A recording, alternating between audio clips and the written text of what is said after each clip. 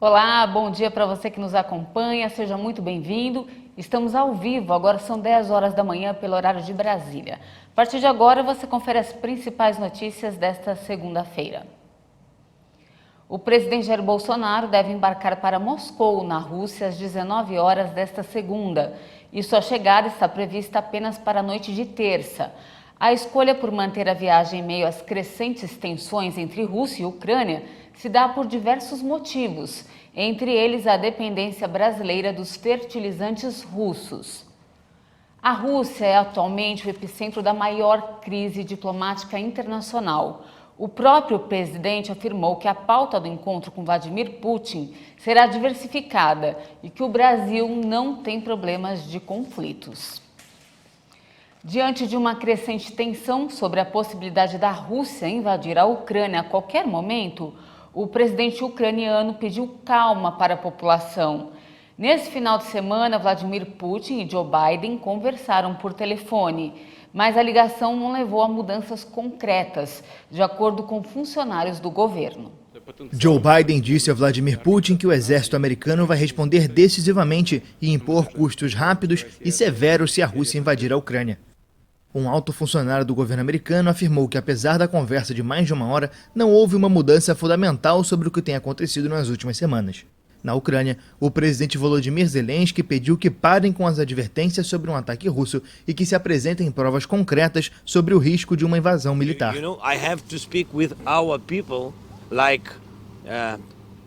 Tenho que falar ao nosso povo e, como presidente, digo a verdade. Temos informações diferentes.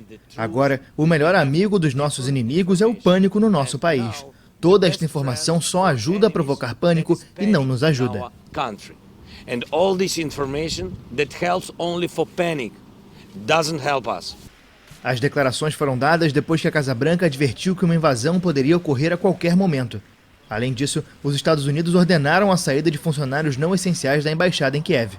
A Rússia, que concentra mais de 100 mil soldados na fronteira com a Ucrânia, também anunciou uma redução de pessoal diplomático na nação vizinha. E hoje, os ministros da economia dos países do G7, que é o grupo de grandes economias ocidentais, alertaram a Rússia sobre grandes consequências econômicas caso decida invadir a Ucrânia.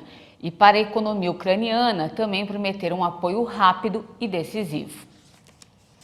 Mudando de assunto, o Banco Central voltou a liberar hoje as consultas aos saldos esquecidos pelos brasileiros em instituições financeiras. O serviço havia sido interrompido em janeiro, quando o volume de acessos e solicitações derrubou o site do Banco Central. Os recursos poderão ser consultados através da página valoresaReceber.bcb.gov. Já aparece aí na sua tela. O cliente do banco receberá uma data para consultar e solicitar o resgate do saldo. Essas datas serão agendadas de acordo com o ano de nascimento. Segundo o Banco Central, os valores esquecidos começarão a ser devolvidos a partir do dia 7 de março.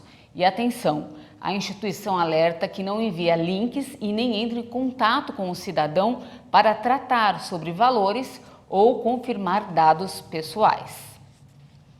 O órgão regulador de medicamentos da China concedeu uma aprovação condicional para o uso da pílula anti-Covid da Pfizer, para tratar adultos com doenças leves ou moderadas. A Administração Nacional de Produtos Médicos também solicitou que mais pesquisas sobre medicamentos sejam realizadas e enviadas pela entidade. Administrado por via oral, o tratamento é comercializado como Paxlovid e foi licenciado em pelo menos 40 países, entre eles Estados Unidos e Israel. A União Europeia permitiu o uso aos países membros enquanto processa uma autorização oficial. Estudos mostram que o remédio reduz significativamente as hospitalizações e mortes em pacientes com risco de desenvolver uma forma grave da doença e provavelmente é eficaz contra a variante Ômicron. O sinal verde condicional da China surge após vários meses com uma série de surtos no país. A nova onda colocou em risco a estratégia de Covid-0 promovida por Pequim, depois de controlar a primeira onda da pandemia. De volta aqui ao Brasil, um menino de 8 anos morreu após cair de um toboágua em um parque aquático de Caldas Novas, no sul de Goiás, na tarde de domingo.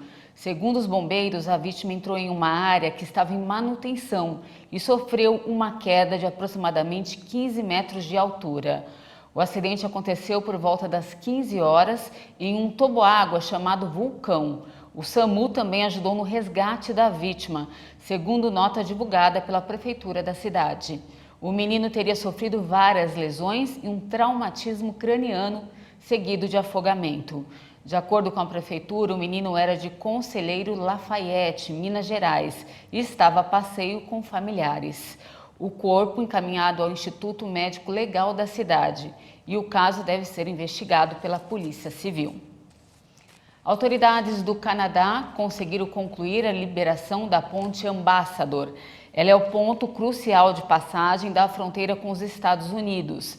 Nesta segunda-feira, os carros voltaram a circular no local após os protestos contra as medidas sanitárias. A polícia canadense efetuou diversas detenções ao longo do final de semana e conseguiu desobstruir a rodovia, mas os veículos só voltaram a circular nesta segunda-feira.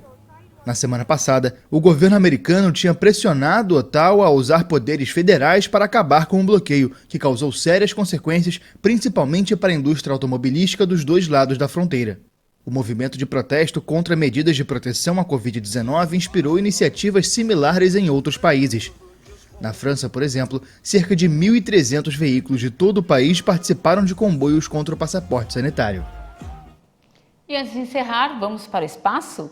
A NASA divulgou a imagem da primeira estrela capturada pelo telescópio espacial James Webb. A estrela é da constelação Ursa Maior e a fotografia foi feita durante o processo de alinhamento do telescópio. Vamos ver. A estrela foi escolhida porque é facilmente identificável e não está próxima de outros astros brilhantes. No mês que vem, a equipe ajustará gradualmente os segmentos do espelho até que as 18 imagens que formam o mosaico passe a formar uma única estrela.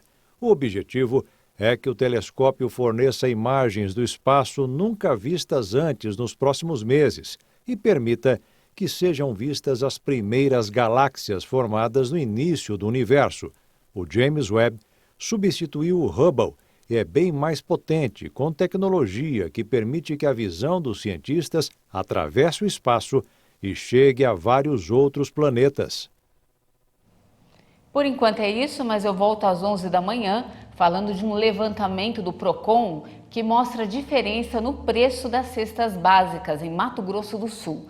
É daqui a pouquinho, você não pode perder e eu espero você. Até mais!